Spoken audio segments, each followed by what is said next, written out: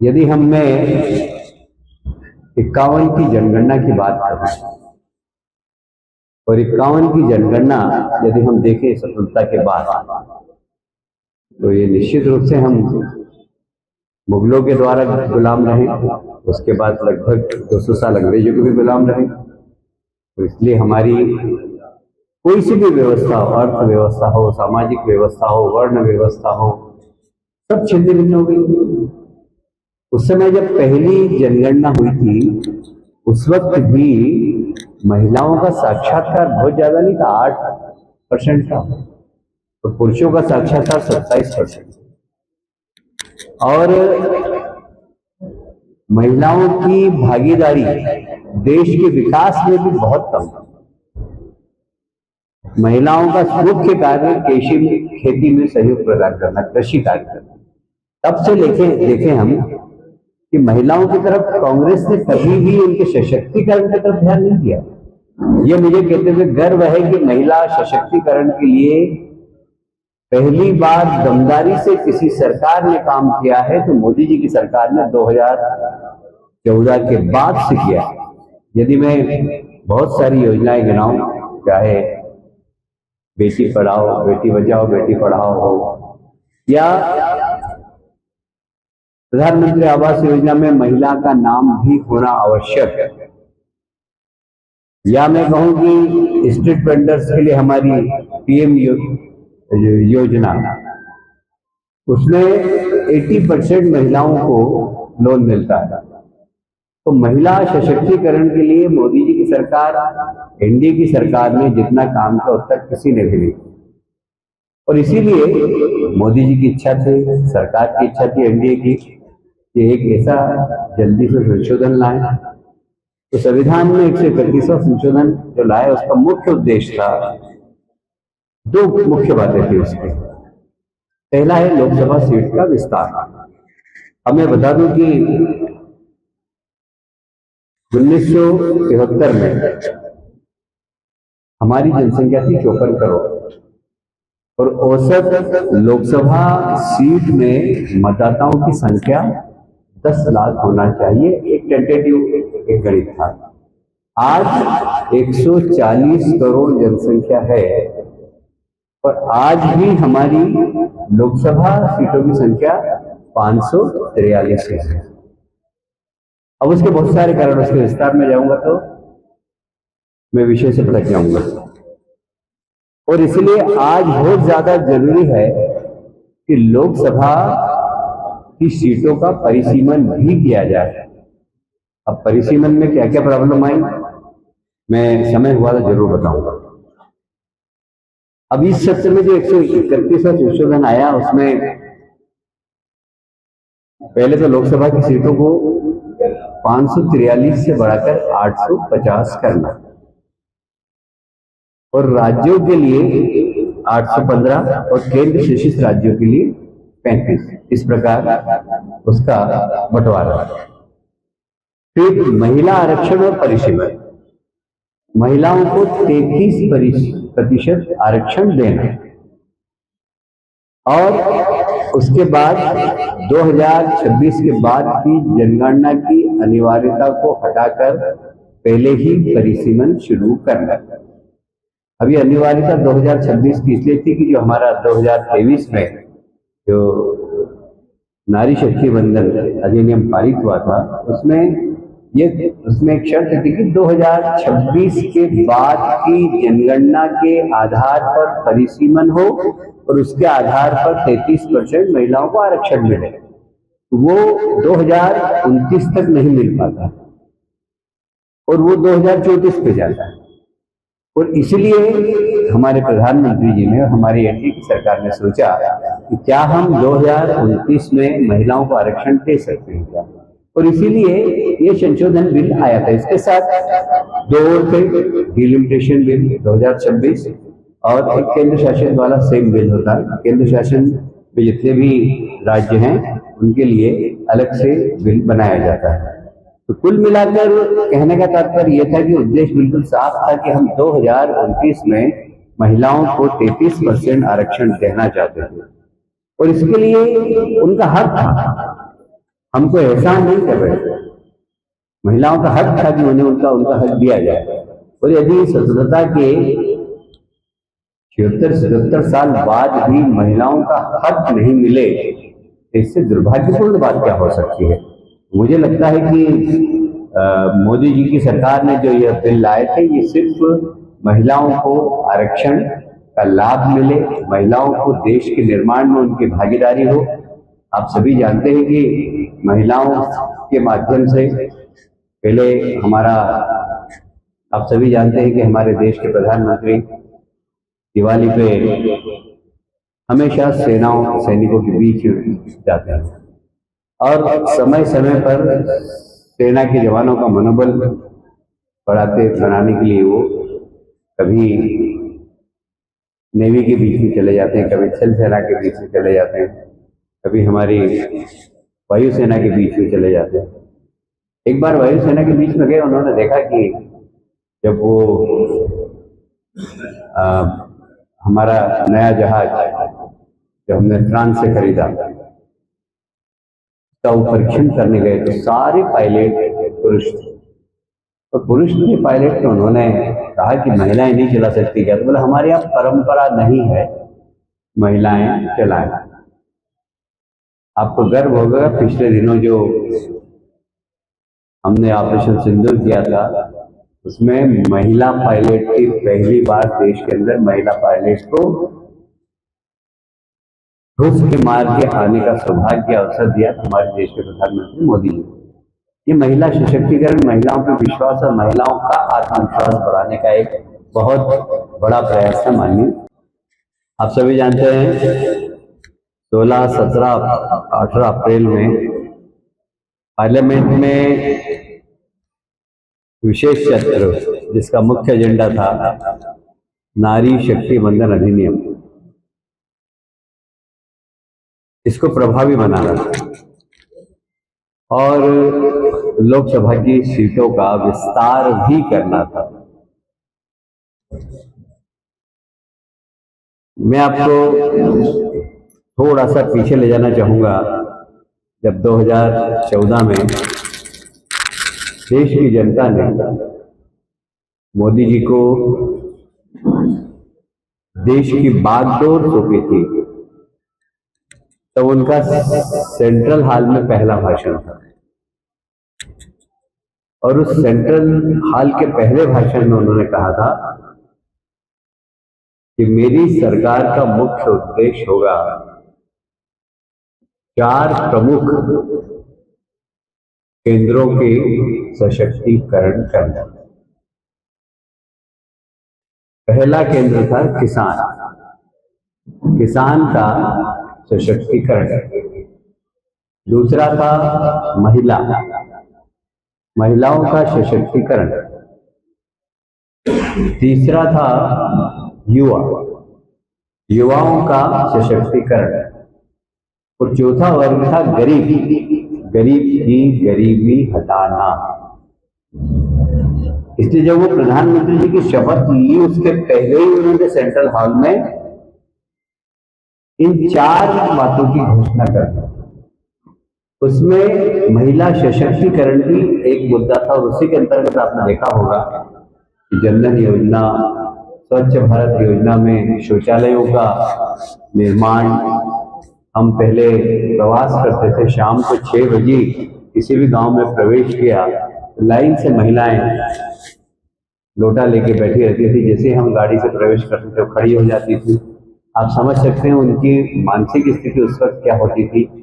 ये वही समझ सकता है जो महिलाओं को बहुत नजदीक से जानने का प्रयास करता। और मोदी जी ने सबसे पहले अपने कार्यकाल में स्वच्छ भारत मिशन के अंतर्गत शौचालयों का निर्माण कराया। अब हम किसी भी गांव में जाते हैं, कहीं पर भी हमको महिला बाहर शौचालय करती हुई नहीं दिखती है। अब मैं इस विषय पे बहुत विस्तार से बता सकता हूं। और उस वक्त जब घर से बाहर महिलाएं निकलती थी तो महिला अपराध भी हो जाता। सुबह 5 बजे निकलना, अंधेरे का लाभ उठाकर कुछ लोग महिलाओं के साथ छेड़छाड़ भी करते थे। पर इन सब बातों को ध्यान में रखते हुए सिर्फ शौचालय बने उससे महिला अपराध की भी कमी आई है। सिर्फ एक विषय के करने से समाज में कितना बड़ा परिवर्तन आता है, इसको देखने और समझने की बात है। कुल मिलाकर कहने का तात्पर्य यह है कि विषमता, असमानता, इन सब से परे होकर जो 50% जनसंख्या है, वह 50% जनसंख्या को उसका अधिकार मिले, ये सरकार का उद्देश्य था। कांग्रेस और विपक्षी दल हमेशा एक ही बात कहते रहे, हम इस बिल के विरोधी नहीं, हम इसके बिल के विरोधी नहीं, परंतु किंतु परंतु किंतु हर बार इस बिल में विपक्ष की भूमिका सकारात्मक बताते हुए नकारात्मक रही।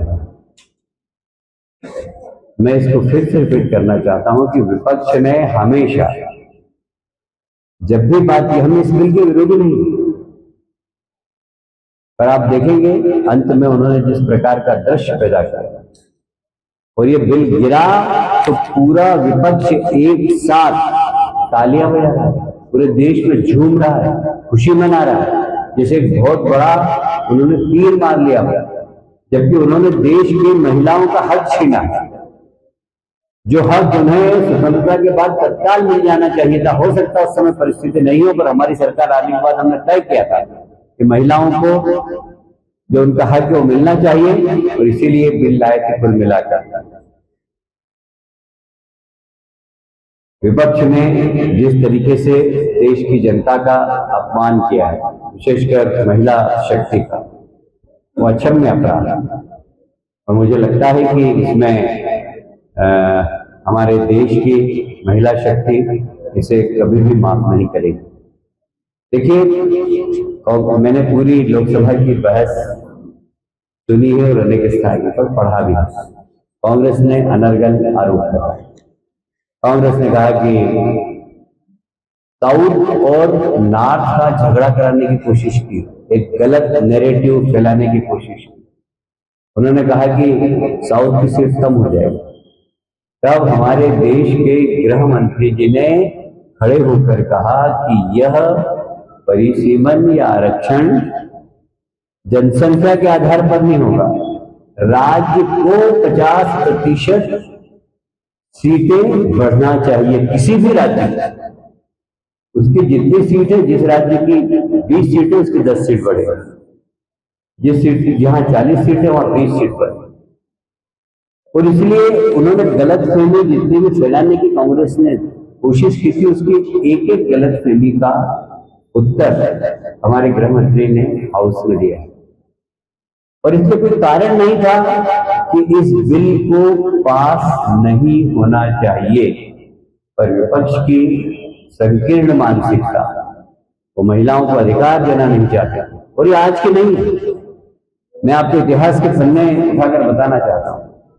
जब पहली जनगणना हुई थी, पंडित जवाहरलाल नेहरू इस देश के प्रधानमंत्री थे, तब भी महिलाओं की स्थिति, जो आर्थिक सर्वेक्षण आया था, उसमें बहुत खराब था। और इसीलिए बाबा साहब अम्बेडकर ने हिंदू बिल लाकर महिलाओं को समान अधिकार की बात की।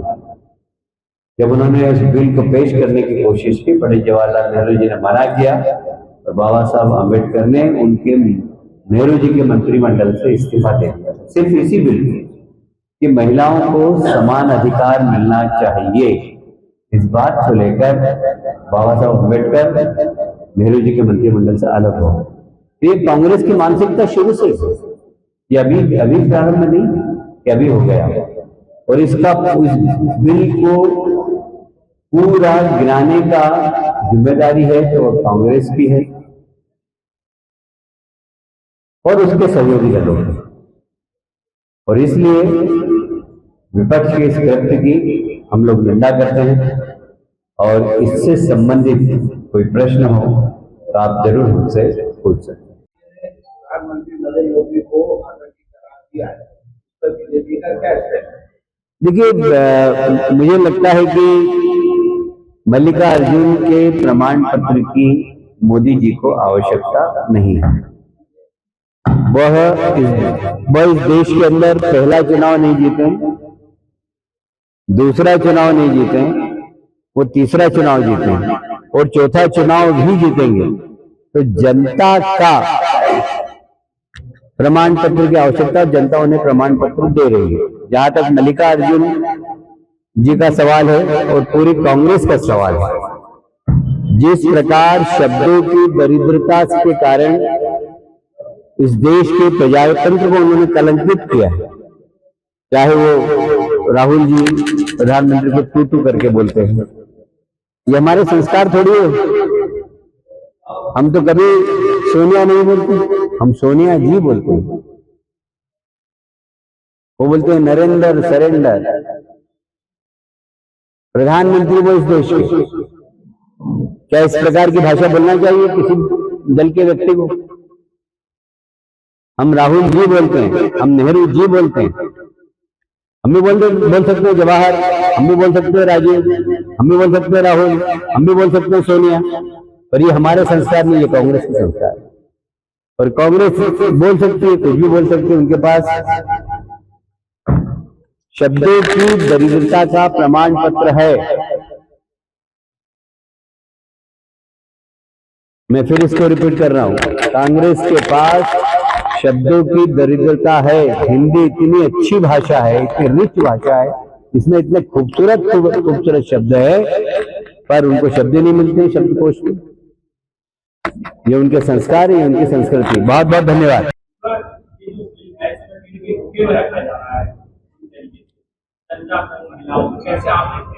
देखिए, जिसने बहस देखी हो लोकसभा की, एक एक पॉइंट हमारे गृह मंत्री अमित शाह जी ने क्लियर किया है, एक एक पॉइंट। जो विपक्ष के जितने प्रश्न थे सबका उत्तर दिया है। अब इसमें कहां से धोखन हो गए हो? उन्होंने कहा था कि साउथ की सीट कम हो रही है, उनका एक भी सीट कम नहीं होगी, जितनी सीट है उसका 50% सीट बढ़ जाएगी, जनसंख्या के आधार पर हो जाएगी। अरे किसी नहीं बढ़ेगी भाई, मैं बताता हूँ, किसी राज्य की, चाहे आप कौन सा राज्य बताओ मेरे को, जैसे आंध्र, कितनी सीट है वहां पर? भाई तमिलनाडु में विरोध तो कितनी सीट है वहां? उतना ही, उसका 50% सीट बढ़ जाएगी। वही तो कांग्रेस ने कंफ्यूजन किया और आप लोग उसके शिकार हो गए। एक बड़ी चीज है, वहाँ साक्षरता अच्छी है, उन लोगों ने आबादी को कंट्रोल में किया है, इस वजह से सीटें वहाँ कम बढ़ेगी। आप कांग्रेस के नैरेटिव के शिकार हो बाबूराज जी। जनसंख्या के आधार पर परिसीमन या लोकसभा की सीट नहीं बढ़ेगी, परिसीमन के आधार पर लोकसभा की सीट बढ़ेगी, पर राज्यों को 50% सीट का लाभ मिलेगा। यदि उदाहरण बताता हूं मैं, उत्तर प्रदेश की 80 सीट है तो उनको 40 सीट का लाभ मिलेगा, तमिलनाडु की 40 सीट है तो उसको 20 सीट का लाभ मिलेगा। जबकि जनसंख्या उत्तर प्रदेश की ज्यादा है, वहां पर ज्यादा सीटों का लाभ मिलना चाहिए, पर उनको 40 सीट का ही लाभ मिलेगा। और तमिलनाडु की जनसंख्या कम है पर उनको 20 सीटों का लाभ मिलेगा, 40 सीट है। ये जो तर्क आप भी उनके नैरेटिव में फंस गए कांग्रेस के, उन्होंने यही जो नैरेटिव फैलाया और उस नैरेटिव को खत्म करने के लिए ही हम लोग आप लोगों के बीच में बैठे। इसलिए अलग जल्दबाजी कर रहा है, तो उनका जल्दबाजी मत कर, इस पर पूरी चर्चा हो जाती है। एक आरोप ये भी लग रहा है कि आप जो टाइमिंग को लेकर कि आप जिस समय ये मिल रहा है। हाँ, ये कांग्रेस के एक वो महिला पत्रकार है, वो महिला प्रवक्ता, उसने कहा था। देखिए, मैं पहले ही बता चुका हूं कि लोकसभा में जनप्रतिनिधि जो बनता है वो 10 लाख जनता के लिए बनना चाहिए, एक थंब रूल है। अब 100 ये 543 कब हुई थी? जब 54 करोड़ जनसंख्या थी। आज हमारी जनसंख्या कितनी है? 140 करोड़ है। तो 140 करोड़ जनसंख्या होने के बाद हमें एक वृहद सीट खींचना चाहिए कि नहीं खींचना चाहिए? फिर से जनप्रतिनिधि अब कई लोकसभा में 40 लाख वोट, 35 लाख, क्या कोई जनप्रतिनिधि किसी लोकसभा में 35 लाख लोगों से 40 लाख लोगों से चुनाव के वक्त भी मिल सकता है? 5 साल तो छोड़िए, मैं ऐसी बहुत सारी लोकसभा को जानता हूं जहां के लोकसभा सदस्य पूरे गांव में 5 साल में नहीं घूम पाते, इतने गांव होते हैं। और इसलिए लोकसभा को छोटी करना आज की तारीख में जनता के लिए जनप्रतिनिधि 40 लाख में नहीं 10 लाख का चाहिए। और इसलिए अभी का अनुसार करते तो वही होता कि अभी 183 सीट में आरक्षण कर देते, पर जनता का हित कहाँ था इसमें? हमें सिर्फ महिलाओं को आरक्षण नहीं देना है, हमें जनता का प्रतिनिधि भी हो बरोबर, उसकी भी तो चिंता करना है कि नहीं करना है। और इसलिए अभी को करने से यही नुकसान था सिर्फ कि लोकसभाएं बड़ी बड़ी है, लोकसभाओं को छोटी करना, फिर एक मन में ये भी रहता कि आप जो संसद है बना हुए बैठे हुए, उनकी सीट यदि 2 बार से है, 3 बार से है, 4 बार से है, मंदसौर के हमारे सांसद 4-5 बार से, अब वह महिला हो जाती तो क्या होता?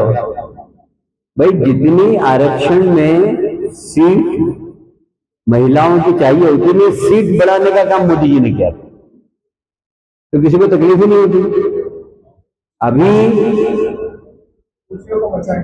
भाई सबकी चिंता करना पड़ती है ना, आपका सबका मान सम्मान भी रखना पड़ता है। और सबसे बड़ी बात है जनता, हमारा केंद्र बिंदु है जनता। जनता को प्रतिनिधित्व मिलना चाहिए कि नहीं मिलना चाहिए? एक 40 लाख जनता के बीच में लोकसभा सांसद 10 लाख में तो ज्यादा जनता के बीच में अप्रोच कर सकता है।